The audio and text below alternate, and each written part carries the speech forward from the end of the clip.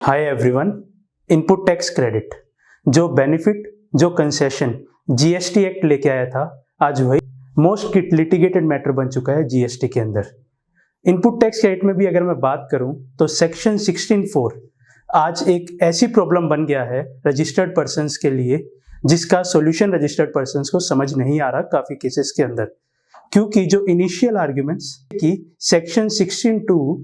Notwithstanding से शुरू होता है, तो इस केस के अंदर जो सेक्शन 16(2) है वो सेक्शन 16(4) को ओवरराइड करेगा और ऐसे केस के अंदर सेक्शन 16(4) की कंडीशन इररेलेवेंट रहेगी।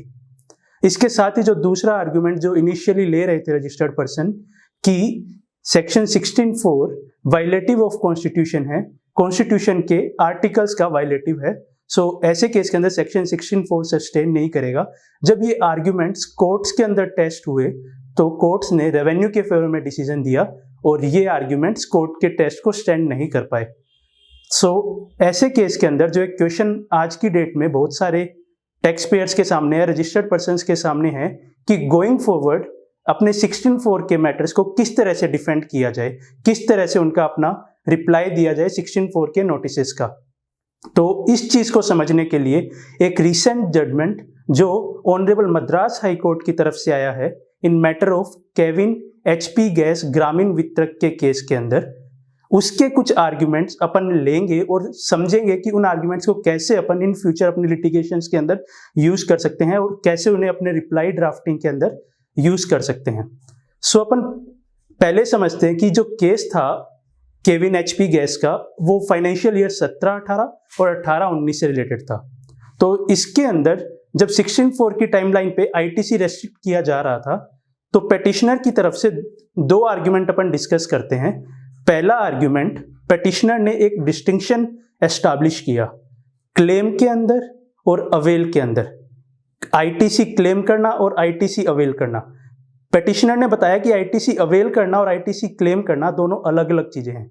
आईटीसी अवेल आप जो करते हैं वो जीएसटीआर 3B के थ्रू आप आईटीसी अवेल करते हैं। अगर आप सेक्शन 39 में भी जाके अगर आप लैंग्वेज पढ़ेंगे तो furnish details of input tax credit availed लिखा हुआ है, और जब आप 3B के थ्रू सिर्फ अवेल कर रहे हैं, क्लेम नहीं कर रहे, तो आप जो 3B डिलेड फाइलिंग की डेट है उसको 16(4) से कंपेयर करके आप आईटीसी रेस्ट्रिक्ट नहीं कर सकते एक रजिस्टर्ड पर्सन का। तो ये बात आती है कि आप आईटीसी एक्चुअली क्लेम कहाँ कर रहे हैं।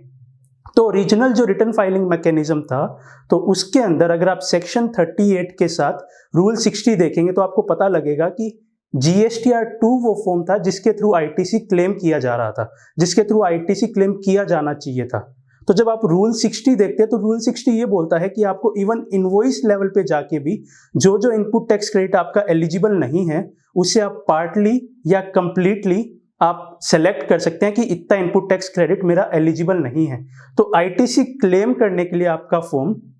जीएसटीआर 2 बनता है, ना कि जीएसटीआर 3B, और 3B की डिलेड फाइलिंग को बेसिस पे आप आईटीसी डिसअलाउ नहीं कर सकते। इसके साथ ही बहुत सारी कोर्ट ने ये बात कही है कि अगर आपके इनेबलिंग मैकेनिज्म नहीं है तो सिर्फ उसकी एब्सेंस की वजह से आप किसी का आईटीसी रेस्ट्रिक्ट नहीं कर सकते। असेसी ने इसके साथ साथ पेटिशनर इसके साथ साथ एक बात यह भी रखी कि जब जीएसटीआर 2 नहीं थी, इनेबलिंग मैकेनिज्म नहीं था, तो उसकी एब्सेंस के अंदर उन्होंने अपनी जो बुक्स ऑफ अकाउंट्स है उसकी प्रॉपर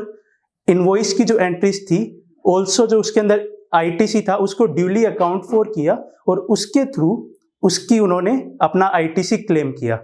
तो आपको एक डिस्टिंक्शन एस्टैब्लिश करना है अपने रिप्लाईज के अंदर क्लेम के बीच में और अवेल के बीच में, और आप बोल सकते हैं कि 3B सिर्फ अवेल करने के लिए था और मेरी 16(4) की टाइमलाइन से 3B को कंपेयर नहीं किया जाना चाहिए। जब आपको क्लेम और अवेल का डिस्टिंक्शन क्लियर है तो अगला आर्ग्यूमेंट जो पेटिशनर ने रखा वो ये रखा कि 3B आप तभी फाइल कर सकते हैं जब आपने अपनी आउटपुट लायबिलिटी पे कर दी हो। अगर आपने अपनी आउटपुट लायबिलिटी पे नहीं की तो ऐसे केस के अंदर आप अपनी जीएसटीआर 3B भी फाइल नहीं कर सकते, 3B आप पार्शियली फाइल नहीं कर सकते। सो मान लीजिए कोई ऐसा केस है जिसके अंदर आप अपनी आउटपुट लायबिलिटी पे नहीं कर पा रहे लेकिन आपको आपकी जीएसटीआर 3B फाइल करके इनपुट क्लेम करना है, तो ऐसे केस के अंदर 3B आपको इनडायरेक्टली ऑब्स्ट्रक्ट कर रही है आपका इनपुट टैक्स क्रेडिट अवेल करने के लिए। तो इसे भी आप अपना एक ग्राउंड बना सकते हैं अपने रिप्लाई के लिए 16(4) के अंदर। सो आई होप इन फ्यूचर आप इन दोनों ग्राउंड्स को यूज करके अपना एक बढ़िया रिप्लाई फर्निश कर पाएंगे 16(4) के केस के अंदर। So stay tuned, thanks for watching.